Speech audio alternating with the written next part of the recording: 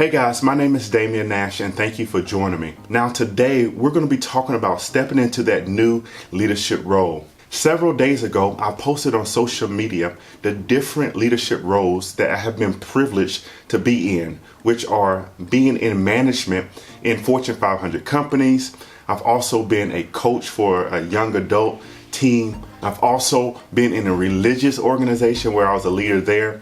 But my latest leadership role has been stepping into a role as a husband. Now, over the last couple of days, I've been looking at all of these leadership positions and I saw 5 things that I believe that are important for every leader who is stepping into that leadership role. So the first thing that I suggest when stepping into that leadership role is take a deep breath and say, I am here. Now let's start the mission. Now here's a side note for those men who want to be husbands. You must have a mission before stepping into that role as a husband. You are a leader now. Me and my wife are around a lot of couples, and one of the tragedies that we see is that the husband does not have a mission for the family. You must have a mission as a husband. Now for the broader community. As a leader, whether you're a woman or a man, you must have a mission. But secondly, that mission should not focus on money alone. You should not just focus on getting more money for your organization.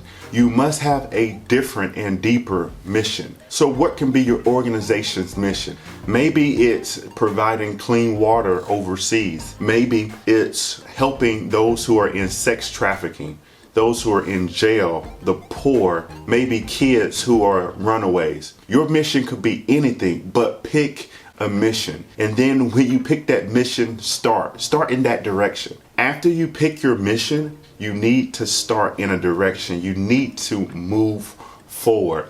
Because when you move forward, transformation happens, new conversation happens, creativity happens, and also healing will start happening. So number 2 is what's in your hands. I know that a lot of us have heard the story of David and Goliath, but David was significant because he used what was in his hand. When you enter into that new leadership role, there will be a Goliath in the land that you need to slay. But what you have to understand is your gifts, skills, and abilities that you have to slay that giant or Goliath in your organization. So what is in your hands?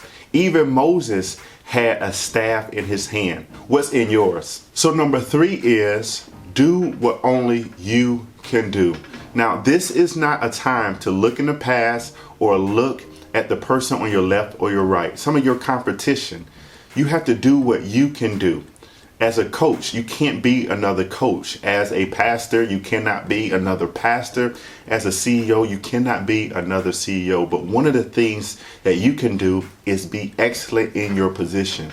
I know from being a leader that leaders show up early and leaders leave late. That is one of the best advice that I can give you right now. Do what you can do with the time that you have. Number 4 is invite help. Start inviting help. I was talking to one of my mentees this week, and he has been in his new leadership role for about 70 to 75 days. And one of the things that he does is presents every week. Usually every week he's presenting. So the thing that we are challenging him in this week is to start inviting help in the process of his presentations. One of the tasks is to put the slides together. Now, how do I invite help into that? We can have an assistant or a team member start putting the slides together for him so he can start focusing on the presentation. So here's my question to you. What are some of the things that you need to delegate to your team members? Think about that, write it down, and start delegating those tasks. Number 5 is never stop learning. Never stop learning. Now, I'm not talking about taking another class, a course, or opening up a book or searching on the internet. I'm talking about never stop learning your team. Never stop learning your team. If you're walking down the hallway and you see a new person, one of my suggestions is stick out your hand, introduce yourself, and ask them for their names. That's a simple thing that you can do. this week. Now, one of my suggestions is to take some of your team members out to lunch. Now, if it's a male and a female alone, you probably want to invite another party with you just to be safe. Now, my question this week is, what other things can you think about that is important to step into that new leadership role? Now, if this video has provided any value to you this week, please consider liking, sharing, and subscribing to this YouTube channel. Until next time, see ya.